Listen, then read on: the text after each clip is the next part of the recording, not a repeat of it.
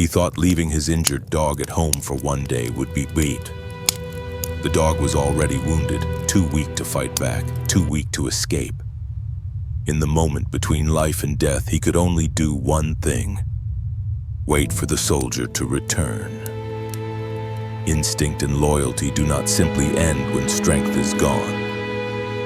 And so the question remains: would the dog survive, or would the soldier return in time? Some moments are decided not by power, but by faith and endurance. If you're listening right now, tell us where you're watching from. Share how this story made you feel, and don't forget to like and subscribe. Help us reach 1,000 subscribers so we can keep bringing you stories that heal. Ethan Rowe returned to the cabin just before dawn, when the sky was neither dark nor light, but caught in that thin, uneasy gray that belonged to no one. The truck engine ticked as it cooled, metal contracting after hours of strain. He sat behind the wheel longer than necessary, hands resting loosely at 10 and 2, eyes fixed on the dark line of trees beyond the clearing. The cabin stood exactly where he had left it: weathered logs, low roof, porch sagging slightly on its left corner. Nothing appeared disturbed. That, more than anything, made his chest tighten. Brack should have been on the porch. For 9 years, the German Shepherd had learned patterns the way other dogs learned tricks: sounds before sight, threats before commands, homecomings before engines fully died. Even now, retired and injured, Brax never missed the moment Ethan arrived. Ethan cut the engine. Silence spilled outward, thick and deliberate. No nails clicking against wood, no low huff of breath, no weight shifting in anticipation. He stepped out, boots crunching softly on frost-hardened gravel. The cold bit through his gloves, sharp and clean, the kind that woke you up without asking permission. He closed the truck door with care and stood still, listening. "Brax," he called, not loud. He had never needed to shout for the dog. Nothing answered. Ethan crossed the porch in 4 long strides and opened the door. The hinges sighed as they always did. Inside, the cabin smelled faintly of pine resin and old coffee, familiar, grounding.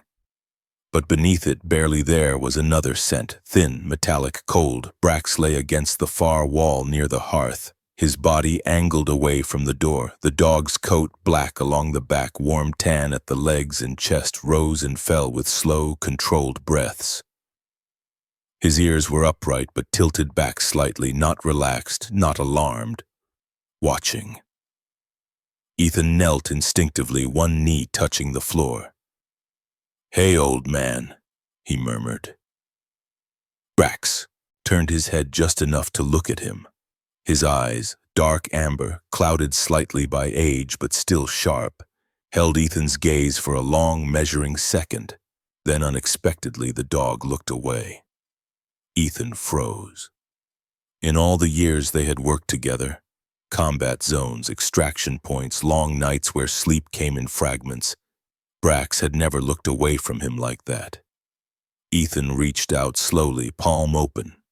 Brax shifted, not growling, not retreating, simply moving his head out of reach. A boundary, calm, absolute. Ethan withdrew his hand. That was when he noticed the floor. Near the back door, the wood was darker, as if damp. Someone had wiped it clean, but not thoroughly. The grains still held the memory of moisture. Ethan leaned closer, breathing shallowly. Blood, he thought. Not much. Someone careful, someone who knew how to clean without making it obvious. Ethan straightened and scanned the room. Nothing missing, nothing broken. The chairs were where they belonged. The table, the old bookshelf against the north wall. Even the kettle sat untouched on the stove. Only the back window caught his eye. It was open, just a hand's width, enough to let cold air in, enough for someone to watch. Ethan moved through the cabin the way he always had, slow, precise, reading the space as if it were a map that could lie if you trusted it too much. No forced entry, no overturned furniture, no chaos. Whoever had been here hadn't been in a hurry. He returned to Brax and sat on the floor beside him, close enough that their shoulders nearly touched. The dog smelled wrong. Not fear, not sweat, something sharper, synthetic. Ethan closed his eyes briefly. The past pressed in, uninvited, missions where silence meant survival, moments where hesitation cost blood. He had left that life behind, or tried to. He had come north for the light, for the open water of the lake, for mornings that didn't begin with a checklist of threats. And yet, here it was, the old tension settling into his bones like muscle memory. Brax shifted, his back leg stiff as he adjusted his weight. The injury that had ended his service had never healed cleanly. A bullet, years ago, tearing through muscle and grazing nerve. He could still move, still think, still guard, but not without pain. "You're supposed to be resting," Ethan said quietly. The dog did not look at him. Instead, Brax fixed his gaze on the back door. Sound came from outside. Not loud, not sudden, just the faintest disturbance, a branch brushing against another branch, the kind of sound most people would miss. Brax's ears lifted fully now. His body tensed, but he did not rise. He did not bark. He did not growl. He stared. Ethan followed the dog's line of sight. The back door stood closed, the thin line of light beneath it steady. Nothing moved. Then Brax did something Ethan had never seen before. The dog stood, slowly, deliberately, and positioned himself directly between Ethan and the door. He didn't bare his teeth. He didn't challenge. He waited. Ethan felt the hairs along his arms raise. Whatever Brax sensed, whatever he remembered, it wasn't gone. And it wasn't finished. Morning came reluctantly, pale light spreading across the lake like a held breath finally released. Mist hovered low over the water, softening the tree line and turning the world into something almost gentle. Almost. Ethan brewed coffee and sat at the small table by the window. Brax lay nearby, eyes open, tracking everything reflected in the glass. Every passing shadow, every shift of light. The town was quiet this early. Pine Hollow always was, a scattering of homes, a general store, a single road that curved along the lake before disappearing into forest. People came here to forget things, or to be forgotten. By mid-morning, the news reached him anyway. A young woman had been reported missing near the eastern trailhead. Early 20s. Local. Last seen the Guga night before. Ethan heard it on the radio as he tightened a loose hinge on the porch railing. His hands slowed, then stilled. Brax lifted his head. The dog rose and walked, not limping, not hurried, toward the edge of the clearing. He stopped near the tree line and stood facing the woods, completely still. "Brax!" Ethan called. The dog did not turn. Ethan followed him, boots sinking slightly into the damp earth. The air smelled of wet leaves and cold water. When he reached Brax's side, he saw it. The faint impression of a footprint, half smudged by deliberate sweeping. And beside it, caught in the low grass, a small silver object. A woman's earring. Ethan stared at it for a long time before picking it up. Brax finally looked at him then, not with fear, with certainty. Ethan closed his fist around the earring and felt something settle inside his chest, a familiar weight he had hoped never to carry again. "This isn't over," he said softly, though he wasn't sure whether he was speaking to the dog or to himself. Brax turned back toward the cabin, took 3 careful steps and stopped. He waited until Ethan followed. Only then did he move. By late morning, Pine Hollow had begun to murmur. Ethan Rowe felt it before he heard it, the subtle shift that happened when a quiet place tried to pretend it wasn't afraid. Trucks slowed a little longer at the 4-way stop. Doors stayed open as people talked instead of closing behind them. Voices lowered, not out of politeness but instinct. The missing girl had a name now, Lily Warren. 23. Waitress at the Lakeside Diner, community college at night, known for laughing too easily and trusting people a little too much. Ethan heard the details from the radio as he drove into town, Brax resting heavily in the back seat. The dog's breathing was steady but shallow, his injured leg tucked close to his body as the truck rolled over uneven pavement. His black and tan coat caught the sunlight in muted tones, less shine than it once had, but still thick, still powerful in its own quiet way. At nearly 10 years old, Brax no longer moved like a weapon. He moved like memory. The sheriff's office sat beside the general store, a squat brick building with a flag that had been replaced too many times to carry much ceremony. Ethan parked across the street and sat for a moment, hands on the wheel, watching people come and go. Brax lifted his head, not toward the office, toward the diner. Ethan followed the dog's gaze. The diner's windows were fogged with steam, morning light reflecting off stainless steel and glass. It looked harmless, normal, exactly the kind of place where someone like Lily Warren could disappear without anyone noticing until it was too late. "You stay," Ethan said quietly, glancing back. Brax did not protest. He never did anymore. Inside the sheriff's office, the air smelled like old paper and burnt coffee. A woman stood behind the front desk, her posture straight but tired, as if she had learned long ago that fatigue didn't excuse mistakes. She was in her mid-40s, maybe a little older. Claire Morgan had auburn hair pulled into a low, no-nonsense tie, streaked faintly with silver at the temples. Her uniform was neat, her boots scuffed from real use. She carried herself with the calm authority of someone who didn't need to raise her voice to be heard.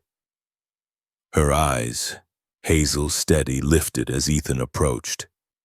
"Can I help you?" she asked. Ethan nodded once. "I think I found something related to Lily Warren." Claire studied him for a beat longer than necessary. She took in his height, his build, the way he stood without shifting his weight.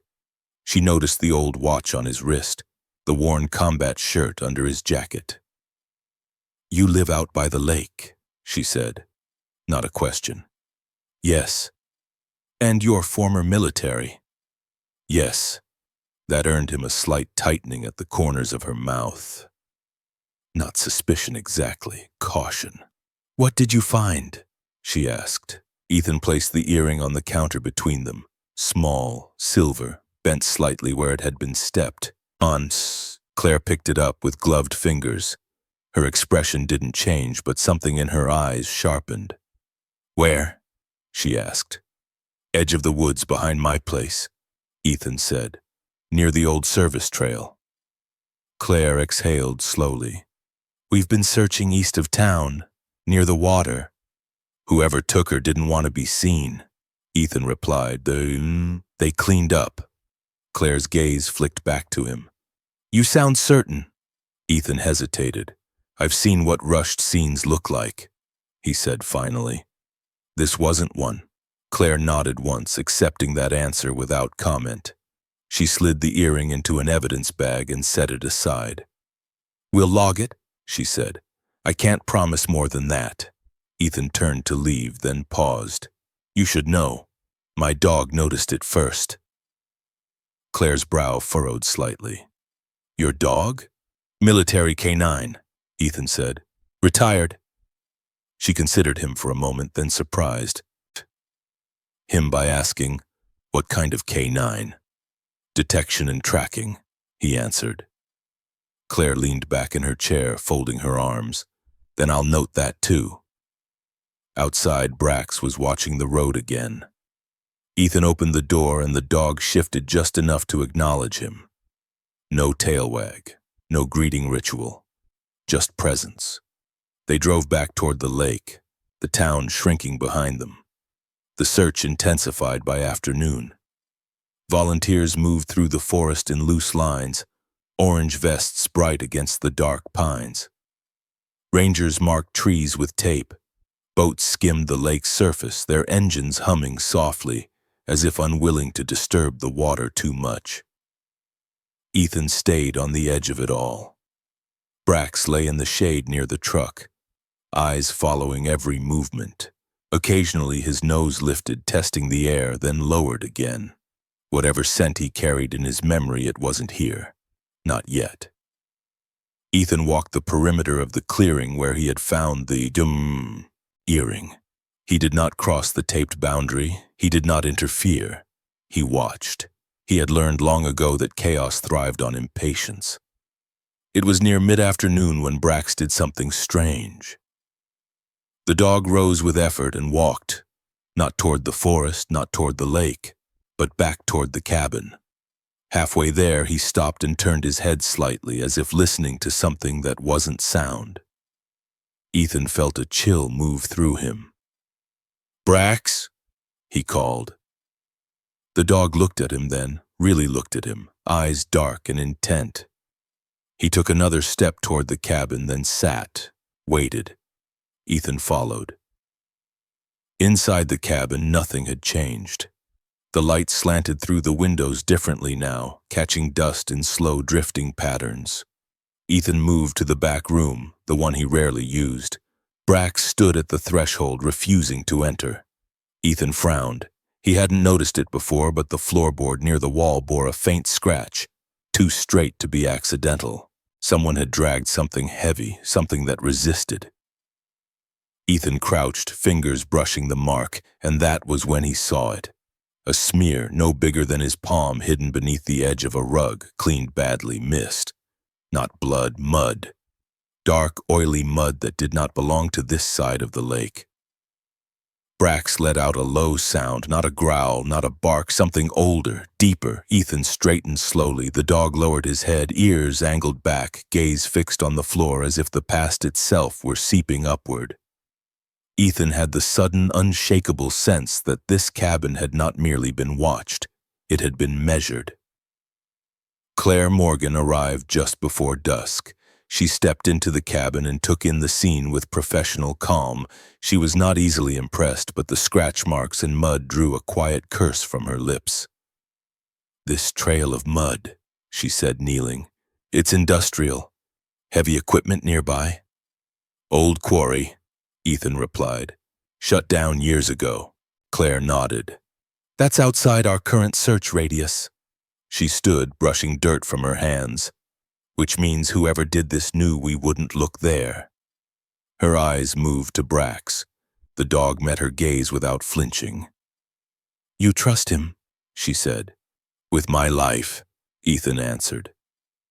Claire was silent for a moment, then she said, "Then I won't dismiss him." Outside, the sun dipped low, painting the lake in gold and shadow. The volunteers' voices faded as they headed home. The forest reclaimed its quiet. Ethan sat on the porch steps, Brax beside him, the dog's shoulder pressed lightly against his leg. The weight was grounding. "Whatever you saw," Ethan murmured, fingers resting on the scarred fur, "we'll face it." Brax closed his eyes, but he did not sleep. The quarry did not announce itself.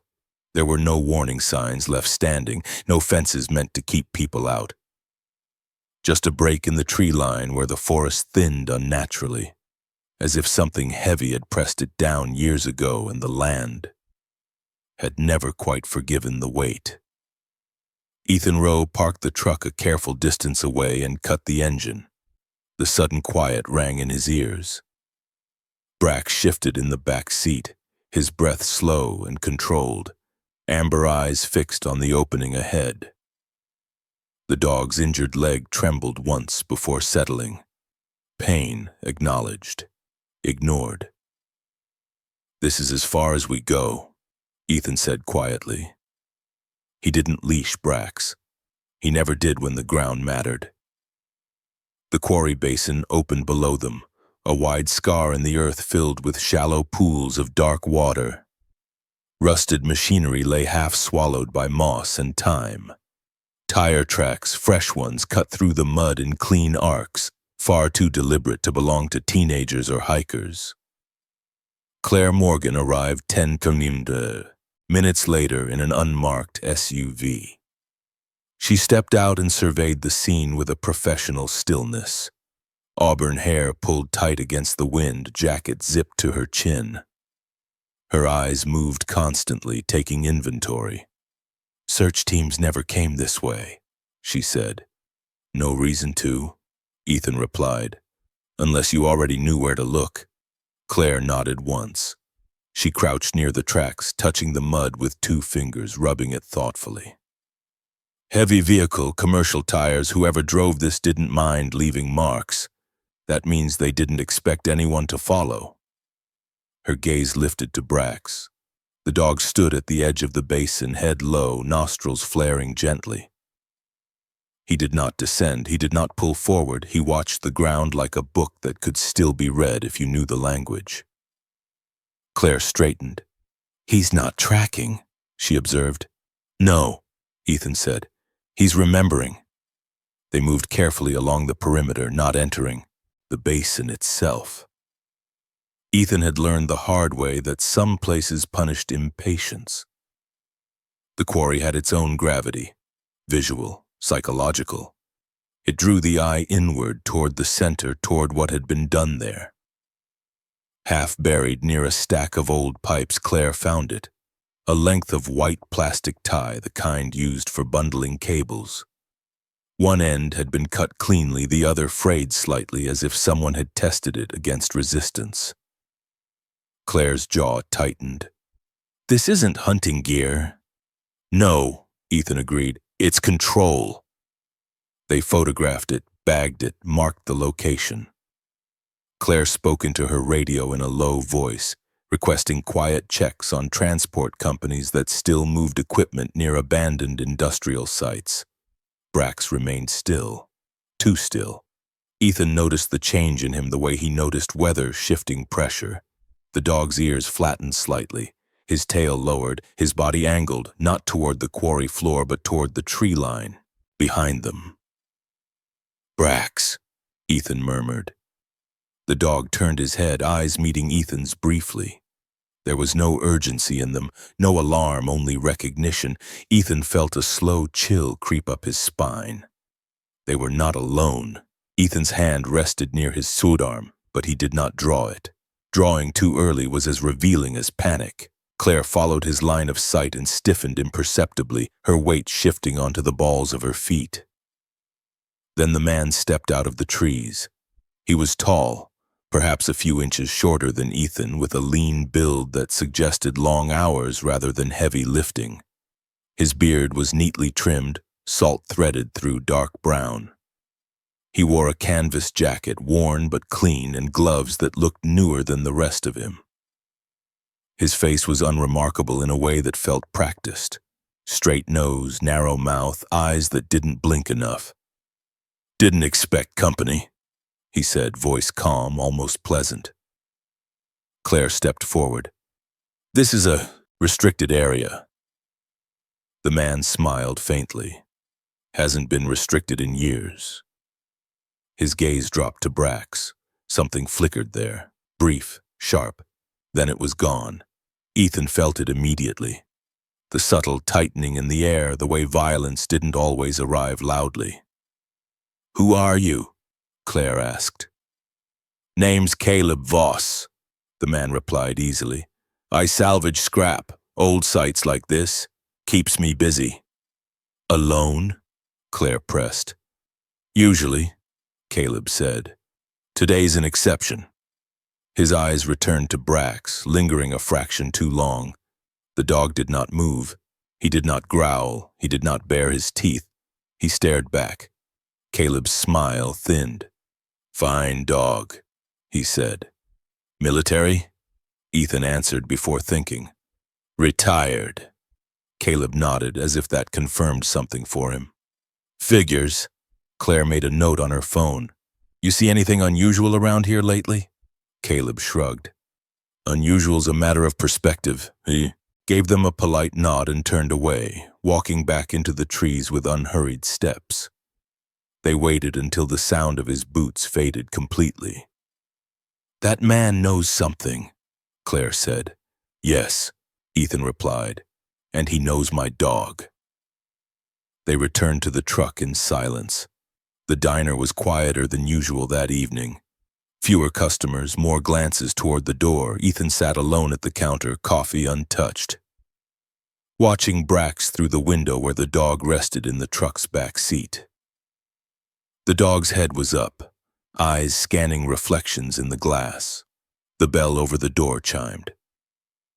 A woman stepped inside, hesitating just long enough to suggest she wasn't sure she belonged. She was in her late 40s, tall and slender, with pale skin weathered by years of wind. Her hair, once blonde, now mostly gray, was braided down her back. She wore flannel and denim, practical and faded. She approached the counter slowly. "You're Ethan," she said. He turned. "Yes." "I'm Sarah Donnelly," she said. "I live up on Ridgeway." Her voice was steady, but her hands trembled slightly as she wrapped them around a mug. "Your dog. He was near my fence this morning." Ethan stiffened. "Did he bother you?" "No," Sarah said quickly. "He warned me." She explained in short, careful sentences how she'd heard a vehicle near her property before dawn, how she'd gone outside and seen Brax standing at the edge of her land. Body angled toward the road, unmoving. How moments later a truck had passed, slowly, then sped up once it cleared the bend. "He didn't chase," Sarah said. "Didn't bark, just stood there." She looked at Ethan with pale blue eyes that had seen too much solitude to be easily rattled. "That's not a dog that gets lost." Ethan nodded. "No." Sarah hesitated, then added, "The man in the truck, he stopped once, like he was checking something." Her gaze dropped to the counter. "I think he was checking if he'd been seen." That night, Ethan woke to Brax sitting upright beside the bed. The dog's body was rigid, ears pricked forward, eyes fixed on the dark window. Not the door, not the forest, the road. Ethan followed his gaze and saw headlights flicker briefly through the trees, then vanish. Brax did not growl, he waited, and for the first time since leaving the service, Ethan understood that waiting could be louder than action. Morning brought frost and a phone call. Claire's voice was tight. "We found Lily Warren's phone," she said. "Near Ridgeway, battery removed, no prints." Ethan closed his eyes. Brax shifted beside him, letting out a slow breath, his body pressing lightly against Ethan's leg. "Whatever this is," Claire continued, "it's organized, and it's watching us back." Ethan looked down at the dog, scarred, aging, unflinching. "Then we stop pretending it's random," he said. Brax lifted his head, and this time he looked directly toward the road. The call came just after noon.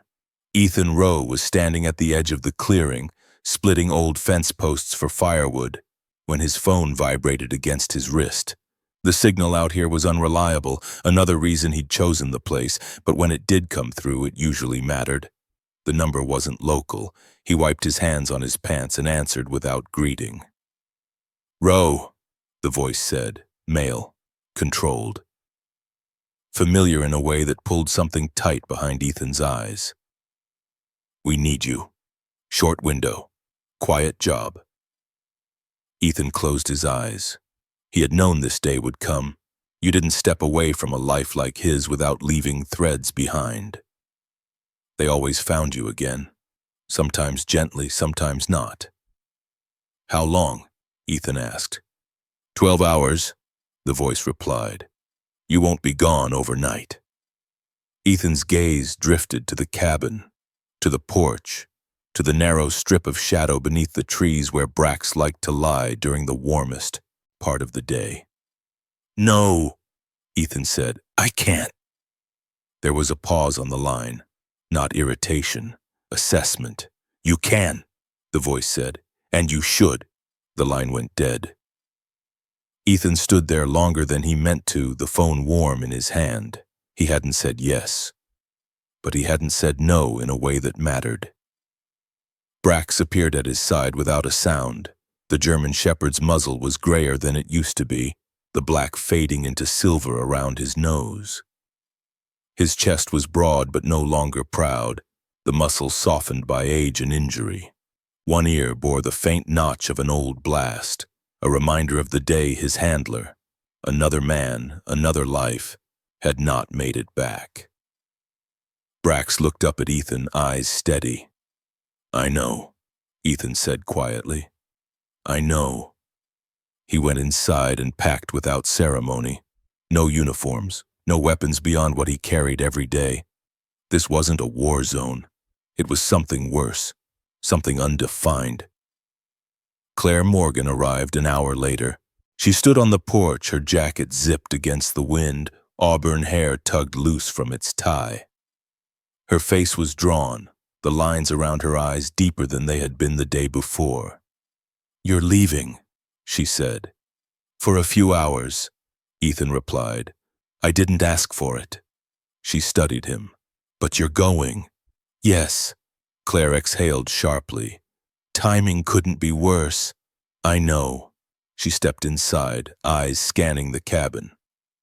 "We're narrowing our focus. Ridgeway, the quarry, that salvage operator, Caleb Voss, keeps coming up in quiet places. Nothing solid, nothing that sticks." Ethan nodded. "He'll make a mistake." "Maybe," Claire said, "but people like him don't rush." Her gaze fell to Brax, who lay near the door, head resting on his paws, eyes open. "And your dog?" she asked. Ethan hesitated. "He stays," he said. Claire's brow furrowed. "Alone?" "He's never really alone," Ethan replied. She didn't argue, but doubt lingered in her eyes. "If anything happens, it won't," Ethan said. Not because he believed it, but because saying otherwise felt like a betrayal. Claire left just before Ethan did. The sky had shifted, clouds thickening into a dull, oppressive cover that flattened the light. Ethan knelt in front of Brax, resting his forehead briefly against the dog's. "Same rules," he murmured. "Watch. Listen. Don't be brave." Brax pressed his head into Ethan's chest, steady and silent. Ethan stood, took one last look at the cabin, and drove away. The hours stretched. Brax moved through the cabin with careful purpose. He checked doors, windows, the narrow gap behind the woodpile where squirrels like to hide. He drank water, he rested, he listened. Time passed differently for him, not measured in minutes but in shifts of sound and scent. Late afternoon brought a change. A vehicle slowed on the road. Brax rose, muscles tensing beneath his coat. The engine idled longer than necessary, then continued on. Dust drifted through the trees, carrying with it a familiar trace, oil, rubber, something chemical. Brax followed the sound to the edge of the clearing and stopped. The vehicle did not return. Dusk settled early under the thickening clouds. Shadows pooled where light had been thin to begin with. The forest grew quiet in the way it did before storms or decisions. The back door opened without a sound. The man who stepped inside did not hurry. He was careful, methodical. He wore gloves and moved with the confidence of someone who had rehearsed this moment in his head. His beard was trimmed close, the gray at his temples suggesting maturity rather than age. His eyes flicked briefly to the floor, to the walls, noting what had been cleaned and what had not. He smelled the dog immediately. Brax stood between the man and the hallway, his posture low, his injured legs stiff beneath him. He did not bark. The man smiled faintly. "So," he said softly, "you're the problem." He did not rush Brax. He reached slowly into his jacket and withdrew a short baton, the kind used by people who preferred compliance over chaos. Brax's ears flattened.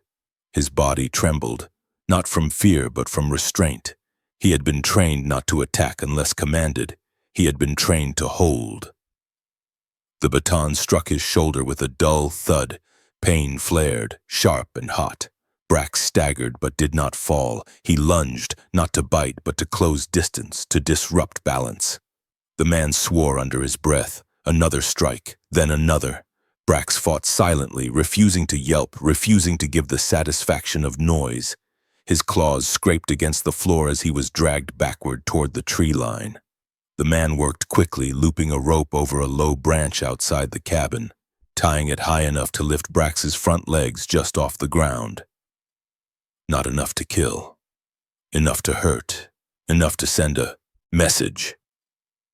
Brax's breath came fast now. His vision blurred at the edges. Still, his eyes searched the road. A sound cut through the fog. An engine. Brax's ears twitched weakly. His gaze fixed on the narrow ribbon of road beyond the trees. The man froze, listening. The engine grew louder, then faded. Not Ethan. Just another passing truck. The man exhaled, irritated. He stepped closer to Brax, lowering his voice. "Your owner should have stayed gone," he murmured. Brax did not look at him. He waited. The beating stopped when Brax's body sagged. The man stepped back, assessing his work. Blood darkened the fur along the dog's shoulder and flank. One eye had begun to swell shut.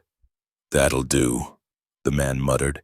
He pulled a knife from his pocket and carved something into the bark of the tree, a message crude and unmistakable. When he finished, he wiped the blade clean and slipped back into the forest. Silence rushed in, heavy and absolute. Brax hung there, alone, the cold seeping into his bones. Ethan Rowe returned just after sunset. The drive back felt longer than it should have. Every mile pressed against him with a weight he couldn't explain. He told himself it was fatigue, that tight ache behind his eyes that came after too little sleep and too much restraint.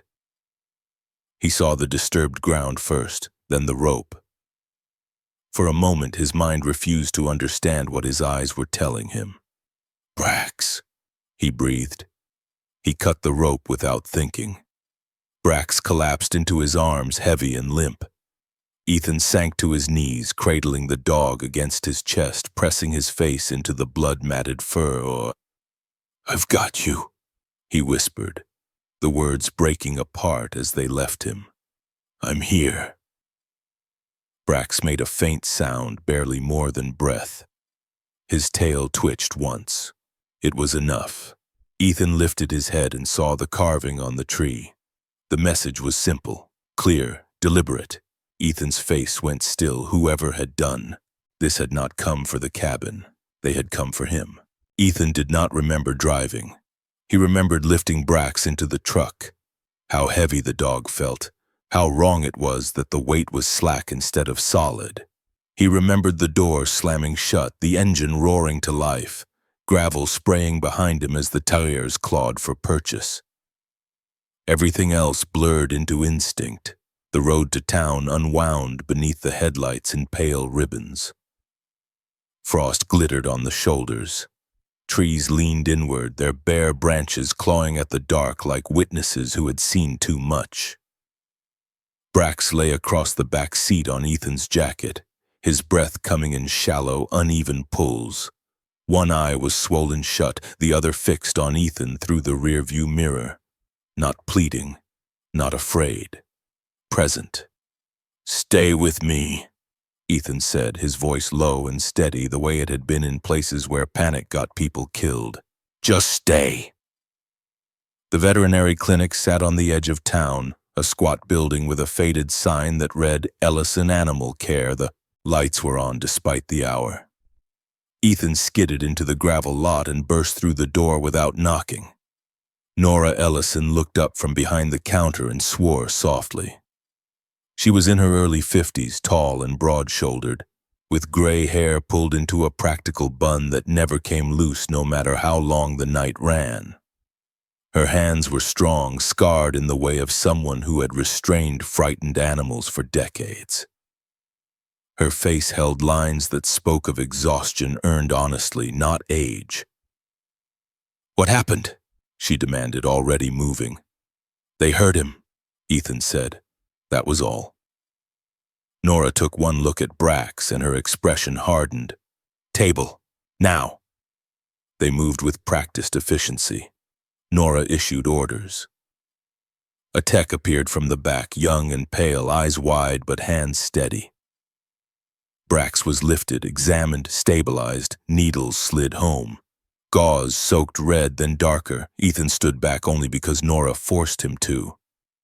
Broken ribs, she said. It's severe. Bruising. Head trauma. He's lucky. Lucky was not the word Ethan would have chosen. He's alive, Nora continued. That matters. Hours passed in fragments. Ethan sat on the floor beside the table, one hand resting against Brax's flank, counting breaths. Memories surfaced uninvited, the thud of boots in helicopters, the smell of dust and cordite, the moment he had once chosen speed over caution and paid for it in blood that wasn't his. When Nora finally straightened, fatigue pulling at her shoulders, she met Ethan's eyes. This wasn't random, she said quietly. Whoever did this knew exactly how far to go. Ethan nodded. It was a message. Nora hesitated, then reached into a tray and held up a small evidence bag.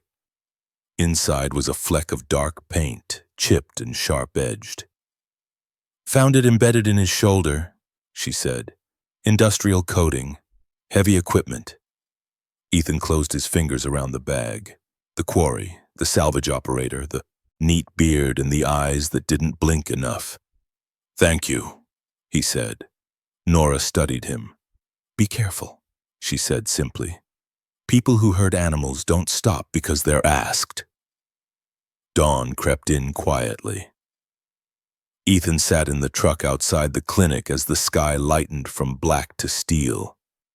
He hadn't slept. He didn't plan to. Cold seeped in through the door seams, keeping his thoughts sharp. Claire Morgan arrived just after sunrise.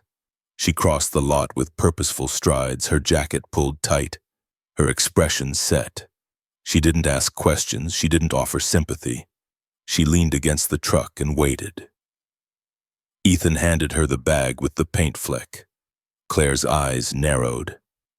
That matches what we pulled from the quarry equipment inventory, she said. Leased machines, subcontracted. Caleb Voss, Ethan replied. Maybe, Claire said. He's careful. Layers between him and the mess. She paused, then added, We found Lily's phone. Ridgeway. Battery removed. Ethan looked toward the clinic doors. Claire followed his gaze. Your dog's alive, she said. That matters too. By mid-morning, Brax was stable enough to move. Ethan carried him back to the cabin instead of leaving him overnight. The clinic was safe, but it wasn't home.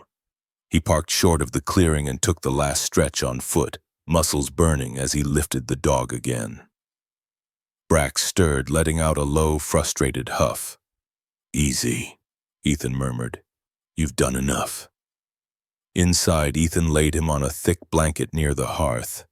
The cabin smelled of antiseptic and old wood. The carved message on the tree outside had been photographed and taped off, but Ethan could still see it when he closed his eyes. Brax's breathing steadied. His ears twitched occasionally, tracking the world beyond sleep.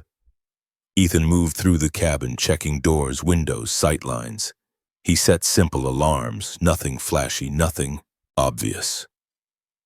Outside, the forest breathed.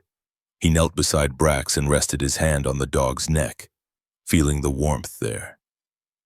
I should have been here, Ethan said softly. Brax opened one eye and fixed him with a look that was neither accusation nor forgiveness. Just fact. Near afternoon, Brax stirred. Not in pain, not in panic, he lifted his head, nostrils flaring gently, then turned it toward the back of the cabin, the one place Ethan hadn't yet searched thoroughly. His tail moved once, faintly. Ethan followed the line of the dog's attention and froze. From beneath the old storage bench, something protruded, just the edge of a plastic strip, white against shadow. Ethan pulled it free, a cable tie, identical to the one Claire had bagged at the quarry. Brax lowered his head again, satisfied as if the past had finally caught up to the present. Claire returned that evening with a deputy in tow.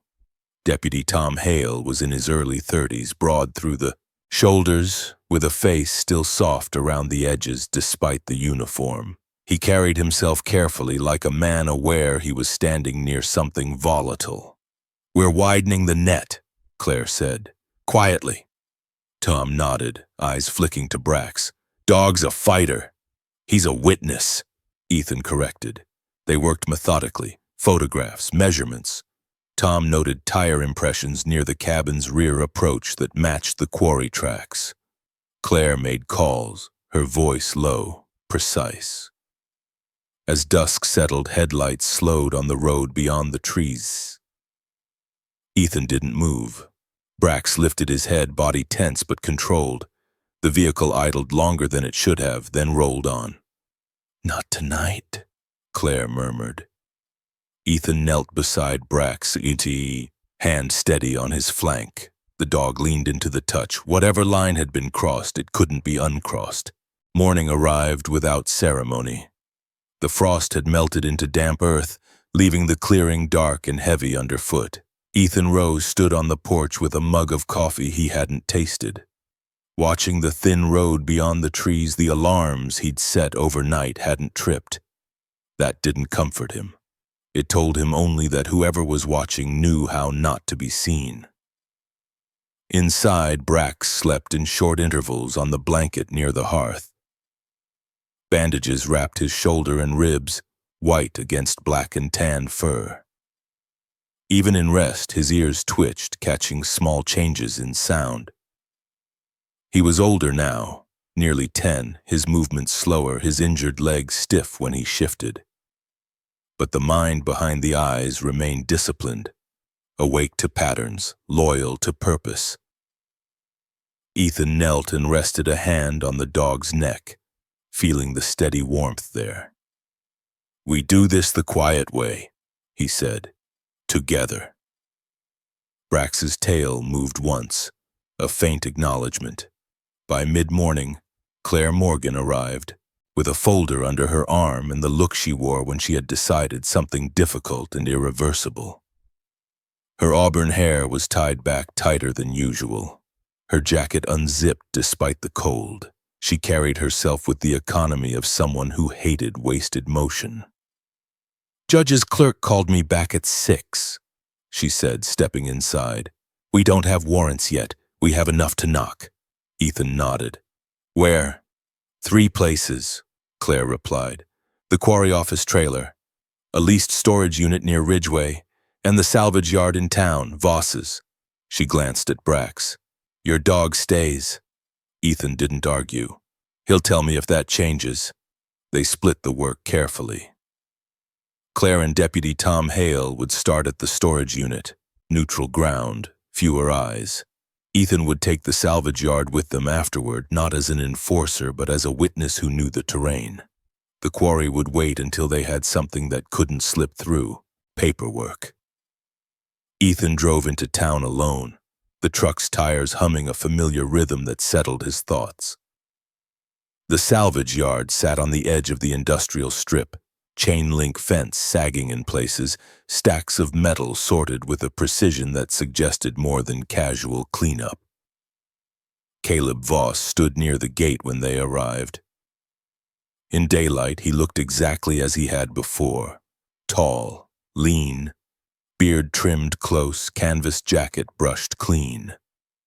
His posture was relaxed, almost welcoming, the kind of man who learned early how to look harmless. "Sheriff's office," Claire said, flashing her badge. "We have a few questions." Caleb smiled faintly. "I figured." He didn't resist when they stepped inside. He didn't ask for a lawyer. He answered questions with a patience that bordered on smug. Yes, he leased equipment. Yes, subcontractors came and went. No, he didn't keep track of every tire that rolled across the yard. No, he hadn't been near Ethan's place. "Why would I be?" Caleb asked, palms up. "I don't make trouble." Ethan watched his eyes. They slid away when Brax's name came up, then returned quickly, controlled. "You're careful," Ethan said. Caleb shrugged. "I'm thorough." Claire let the silence work. It always did. They left without an arrest. Outside, Tom exhaled. "He's clean on paper." "Paper isn't people," Claire said. The storage unit yielded more than the salvage yard. The clerk, a woman in her late 30s with a tired smile and coffee-stained nails, remembered the truck. Remembered it because it came late and left early, because the driver wore gloves even in warm weather, because he paid in cash and didn't chat. Inside the unit, Claire found what she needed: plastic ties, industrial tape, a tarp with faint rust stains and a smear that had been scrubbed too hard. Not blood, not proof enough on its own, but enough to keep going. Ethan returned to the cabin as dusk gathered. The light slanted low, catching the tree line in gold and shadow. He parked short again and walked the rest of the way, listening. Brax lifted his head when Ethan entered, eyes bright despite the pain. "Hey," Ethan said softly. The dog struggled to his feet, then settled, annoyed at his own limitations. Ethan sat beside him, close enough to feel the heat from his body.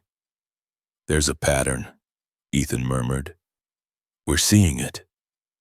Brax's ears angled toward the back window. Ethan followed the dog's gaze and saw nothing. No movement, no sound. Then from the far end of the clearing, a bird startled into flight. Brax stiffened. Ethan rose, hand resting near his sidearm, not drawing it. He moved to the window, scanning the road. A vehicle passed, steady speed, no hesitation. Another minute, another engine farther away. Nothing. Ethan exhaled and turned back to Brax, who had lowered his head again, satisfied. "You know," Ethan said, "before I left, the teams I stopped trusting quiet." Brax looked at him. Ethan's mouth tightened. "I won't make that mistake twice." Late that night, while Ethan cataloged notes at the table, Brax did something he hadn't done since the attack. He stood and walked to the front door. Not the back, not the window, the front door. He pressed his nose to the seam and inhaled once, deeply. Then he sat squarely and waited. Ethan's pulse quickened. He opened the door a fraction. The night air carried a thin, familiar scent, oil and cold metal, and something else beneath it. A trace of aftershave, clean, intentional. Someone had been there, not to enter, to listen. The next morning brought pressure. Claire called before sunrise. "Voss is nervous," she said.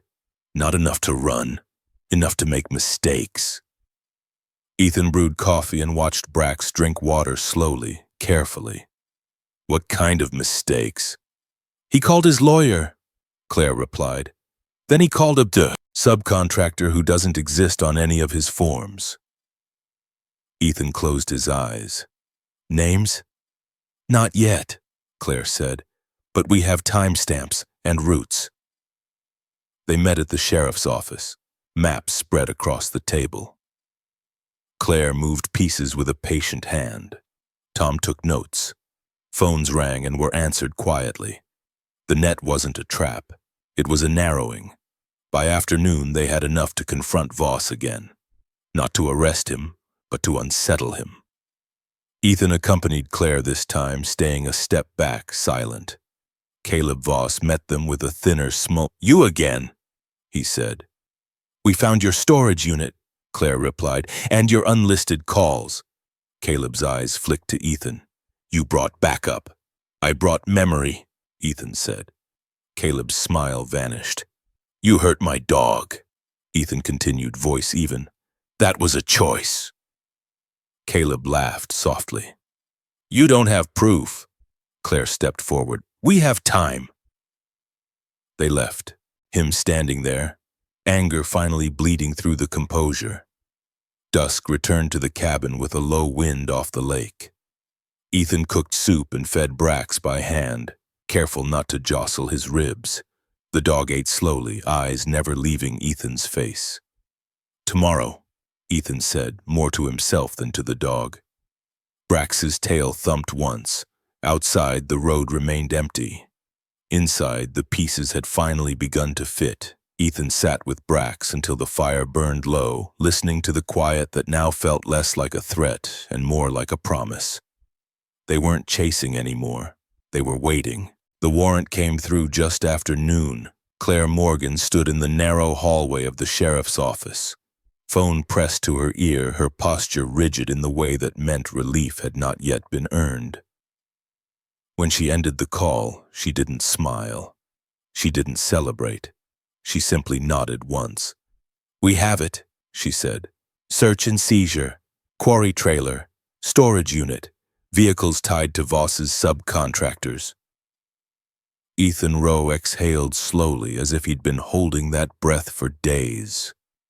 "Timing?" he asked. "Now," Claire replied, "before he has another chance to clean." They didn't take Brax, not because Ethan didn't want him there, but because the dog had already done his part. Brax lay on his blanket near the hearth when Ethan knelt to say goodbye, bandages still fresh against his scarred, black and tan fur. His eyes were alert, intelligent, following every movement as if memorizing the shape of the room. "You stay," Ethan said softly. "The guard, the quiet." Brax pressed his nose briefly against Ethan's wrist. No whine, no protest, just trust. The convoy to the quarry was small. 2 unmarked vehicles, no sirens, no lights. The kind of approach meant to catch truth off balance. The quarry trailer sat exactly where Ethan remembered it.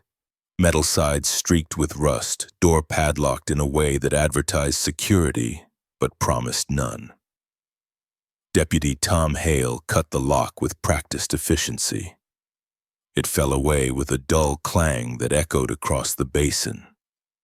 Inside, the air smelled of oil and dust. They moved carefully, cataloging as they went. Gloves, tools, a ledger tucked into a filing cabinet drawer, its pages filled with neat handwriting and dates that didn't line up with official logs. Claire photographed everything, her expression tightening with each page. "This is it," she said quietly. "Shell jobs, dummy routes, payments that lead nowhere unless you know where to look." In the back corner of the trailer, beneath a tarp weighed down with scrap metal, Tom found the cooler. No one spoke. The lid came up slowly. Claire closed her eyes. They documented, sealed, called it in. The work was methodical, clinical, necessary. There was no room for emotion here. That would come later if it came at all. Caleb Voss was arrested at the salvage yard less than an hour later. He didn't run. He didn't shout. He stood with his hands at his sides as Claire read him his rights, his beard neat, his jacket clean. Only his eyes betrayed him, flicking toward the road as if measuring distance, calculating odds. "You think this ends with me?" he said quietly. Claire met his gaze. "It ends where it's supposed to." Ethan said nothing. He watched as the man was led away, watched as the yard settled back into stillness. The noise was gone, but the echo remained.